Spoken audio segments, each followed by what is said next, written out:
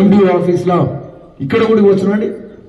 ఈ రోజు కూడా ఈ గ్రామ సభలో మీరు నేరుగా కూడా ఇక్కడ అధికారులకు ఇవ్వచ్చు. ఉదయం నుంచి సాయంత్రం వరకు ఉంటారు ఇక్కడ నేరుగా మీరు మేము ఇవ్వలే మా పేరు రాకపోయినట్టు మీరు నేరుగా ఇవ్వచ్చు.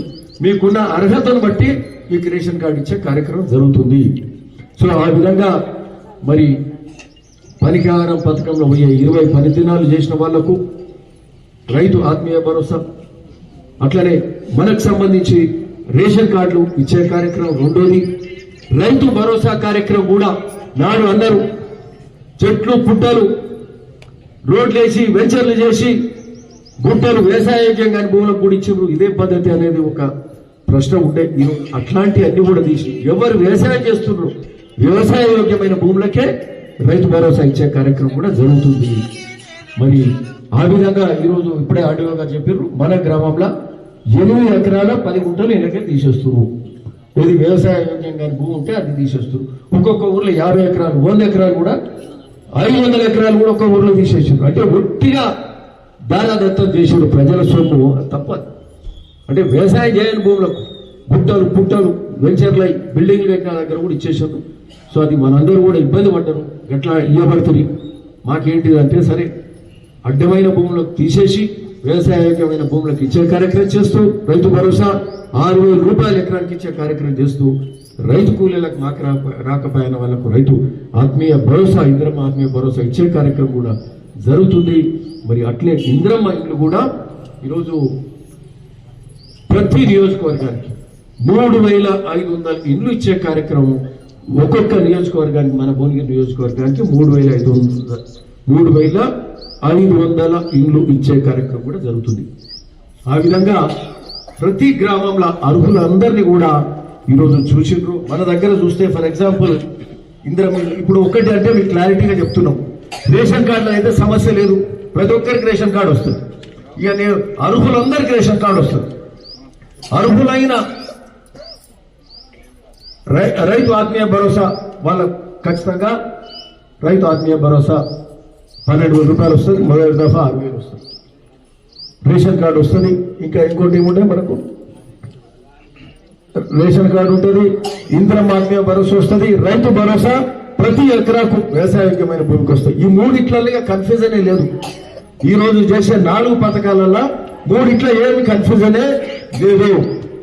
ఇక ఉన్నదేంటి ముఖ్యంగా అంటే ఇందిరమ్మ ఇల్లు ఒక్కొక్క ఇంటికి 5 లక్షల రూపాయలు ఇందిరమ్మ ఇంటికి ఇచ్చే కార్యక్రమం జరుగుతుంది.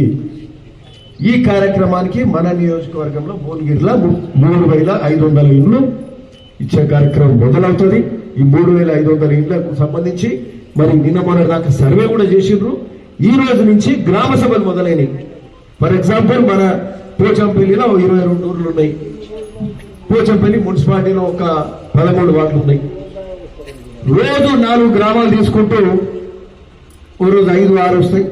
ఈ 4 రోజులలో ఇవాళ మొదలు పెడితే 24వ తారీఖు వరకు మొత్తం ప్రతి గ్రామంలో సర్వే అయిపోతుంది. ఈరోజు జలాల్పూర్ అయింది, మేహర్నగర్ అవుతుంది, రేపు శివారెడ్డిగూడెం అవుతుంది, మన గోస్కొండ అవుతుంది. ఇట్లా ఇక్కడ ఏది ఇక్కడ జ్యోతిగూడెం ఇవన్నీ అత్తమ్మగూడెం అవుతుందా ఇవాళ లేదా భద్రవరపల్లి అవుతుంది. సో ఇట్లా ఈరోజు 4 జగత్పల్లి అవుతుంది, రేపు కొన్ని గ్రామాలు ఇవన్నీ చేసుకుంటా మరి వెళ్తూ 26వ తారీఖు నాడు ఈ సర్వేలన్నీ అయిపోయినాక ఈ లిస్టుల ప్రకారంగా కొత్త రేషన్ కార్డుల వరకు కొత్త, అట్లే రైతు ఆత్మీయ భరోసా 12,000 ఇచ్చే కార్యక్రమం, మొదటి విడత 6,000 ఇచ్చే కార్యక్రమం, రైతు భరోసా ఎకరానికి 6,000 ఇచ్చే కార్యక్రమం, మరి అట్లనే ఇందిరమ్మ ఇండ్లది కూడా.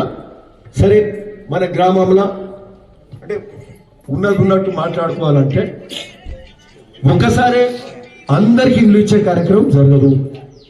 అతి పేద వాళ్ళ నుంచి మొదలుపెట్టి ఇల్లే లేని వాళ్ళకు మొదలుపెట్టి ఓ ఇంటికి తాటిపత్రి కప్పుకుంటున్నాం. ఎందుకంటే మేము పాదయాత్రలు చేసినప్పుడు కానీ ఓ 10 ఏళ్ల పాటు ప్రజా జీవితంలో తిరిగినప్పుడు చూసిన ఊరు తిరిగినప్పుడు తాటిపత్రి కప్పుకున్నాడు, రేకులతో ఇళ్ళలో ఉన్నోళ్ళు అసలు కప్పులేని వాళ్ళు కూడా ఉన్నారు. సో ఆ విధంగా మొదట అతి పేదవాడు ఇల్లు లేని వాళ్ళ ఇది రూఫ్ ఆ కప్పు లేని వాళ్ళు, అట్లాంటి వాళ్ళు అతి పేదరికం నుంచి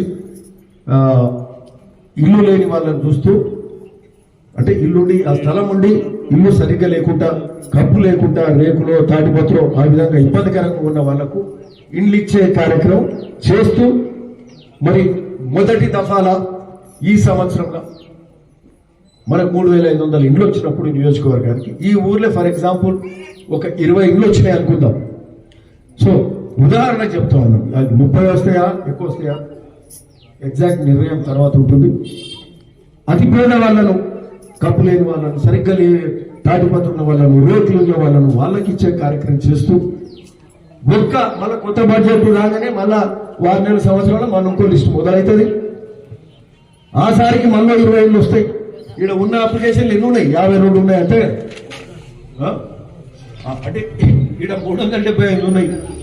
అంటే ఒకటి ఉన్నట్టు మాట్లాడుకుంటే కూడా ఊరు జనాభానే ఓట్లు ఎన్ని ఉన్నాయి? ఇక్కడ 1100 ఉన్నాయి. అంటే జనాభా ఎంత ఉంటుంది? 1400 ఉంటుంది. 1400 అంటే ఉండే ఇండ్లే 350. మరి 375 అప్లికేషన్లు వచ్చినాయంటే కొంచెం ఏంటంటే జనరల్గా అందరూ పెట్టేసి ఉండొచ్చు. సో అట్లా అంటే ఇది అనలైజ్ చేసుకుంటే అంతే కదమ్మా. 375 ఇండ్ల అవసరాలు అయితే ఉంటాయి కదా, ఉన్నాయే మన ఇండ్లే ఉండేటివే 300 ఉంటాయి. ఓ మాట చెప్తున్నా. సో అవసరాలు ఎన్ని ఉంటాయి? 50 ఉంటుండొచ్చు, 60 ఉంటుండొచ్చు, 70 ఉంటుండొచ్చు. సో మొదటి దఫా 20 వస్తే మన సంవత్సరం 20 వస్తాయి. సో పేదవానికి ఇళ్ళలోనే ఈసారి రానియండి, మరోసారికి మామూలు ఉన్నోళ్ళకి వస్తాయి, మరోసారికి ఇక ఇంకా ఇబ్బందులు వాళ్ళకి కూడా వస్తాయి. ఆ విధంగా ఈ రాష్ట్రం, ఈ ప్రజాపాలన ప్రతి ఒక్కరికి మేలు చేసే కార్యక్రమం కాంగ్రెస్ పాలన. రేవంత్ రెడ్డి గారు ముఖ్యమంత్రి గారు తన కేబినెట్ సహచరులతోటి అన్ని సరైన నిర్ణయాలు